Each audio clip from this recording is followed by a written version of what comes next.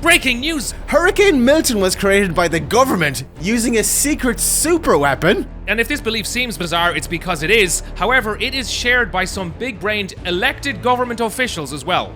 Even one congresswoman suggesting that I control the weather, implying that I'm sending it to red states. For fuck's sake. Like, how did we get here?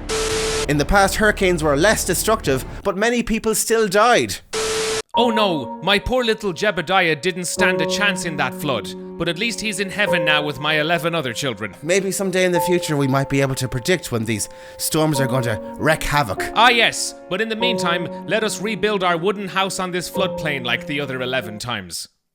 Now, although many folks still choose to build their homes in dangerous places with less than ideal materials, luckily, we have all the information that we could possibly need now. However, if you search for #Storm Milton, it reveals a lot of people who chose a slightly different path.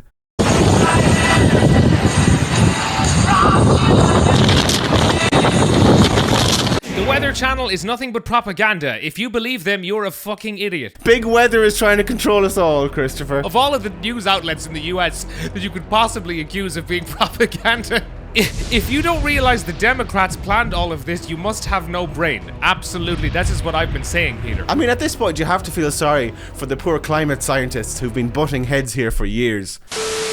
Hey, we're just trying to save lives by encouraging people to reduce emissions, because it turns out we've done a few studies, right? And what's actually going to happen is... Ah, fuck off. There's no way humans can alter the weather like this. Well, unless... Unless what? You're not going to say something utterly fucked. They're clearly using tornado machines against us, and you're fucking complicit in this man-made slaughter. I think this tweet sums up the belief system that's currently operating around this. We spend more than the next 5 biggest economies combined on defense. But if you think the government has been developing super weapons besides nukes, that's suddenly going too far? The proof is right here, sheeple. I just love the idea of the army developing incredible technology like this and using it in one very, very, very specific way. Good news, everyone. After spending literally trillions developing possibly the most terrifying and godlike technology ever, we're finally ready to put it into use. Can we maybe start by putting out some forest fires in California? What? No. How about we unleash some deadly storms overseas at adversaries like North Korea? Oh, yeah, that is a good one. But no, that's not what we're using it for. Oh, Russia then, surely. Oh, Russia is tempting, but no, what we're actually going to do with it is the much more high-stakes plan of shutting down Disney World in Florida at least twice annually. That's what we're here for. Oh, fuck, that actually makes a lot more sense. Listen, that's why I'm the general, buddy. So, American friends, I guess all we can say now is please stay safe out there and don't be like Blake. The elites are creating natural disasters to force people to abandon their land so they can acquire it, reduce prices, and transform it into smart cities. Hold on, isn't that literally the plot of the most recent Twister? Yeah, is it? That's literally the plot of Twister. It's like out of a comic book. Look at this shit. US meteorologists face death threats as hurricane conspiracies surge. Fucking hell, lads. God bless America, truly. Hey, stuff off the wall.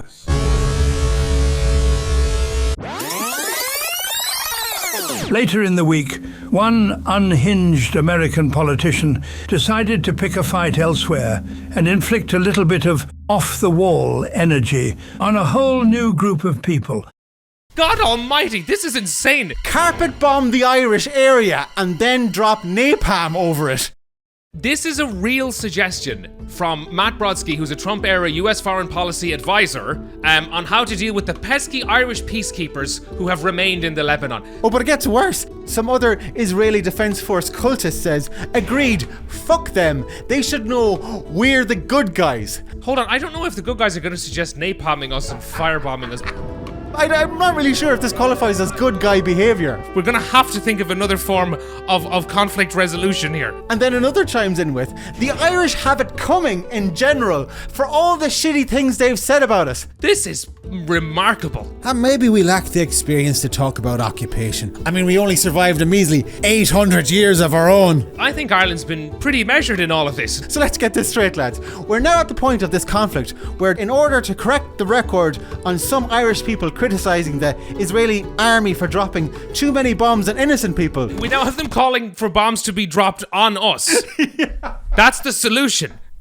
The solution is bombing more innocent people, it seems. And just when you think it couldn't get any more fucking mental, Here we go. Don't care if it's petty.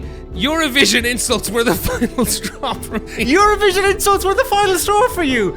Did it hurt your feelings, did it? Oh my goodness. Are you vindictive little geebags going to burn through another 18 billion of American tax dollars invading Marty Whelan's mustache next? Wasn't the criticism from the Eurovision Song Contest supporters For this exact same type of fucking behaviour, lads? You know what? This napalm and bombing has really made me reconsider our position. My apologies. Fuck off.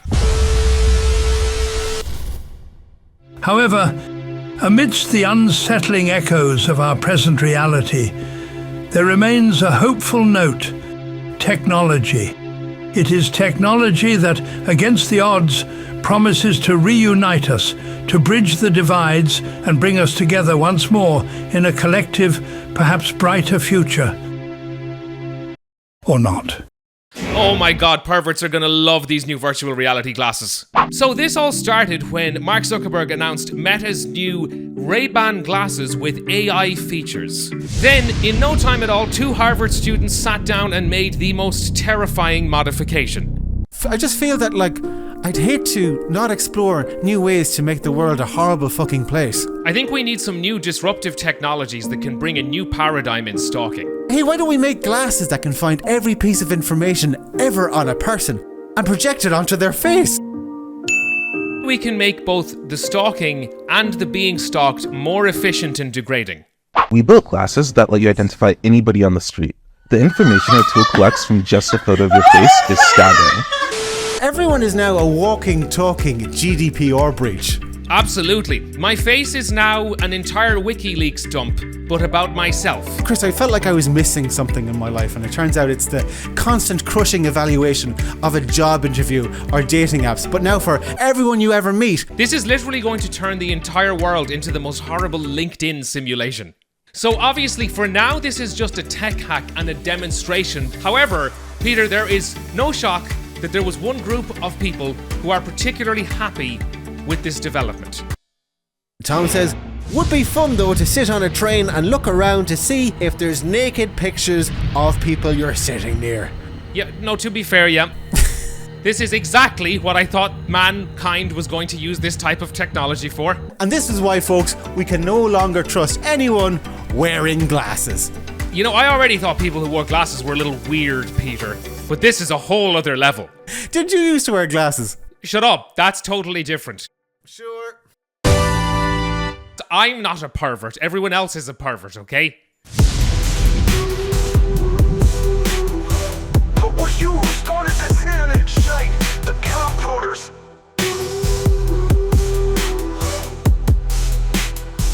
The computers.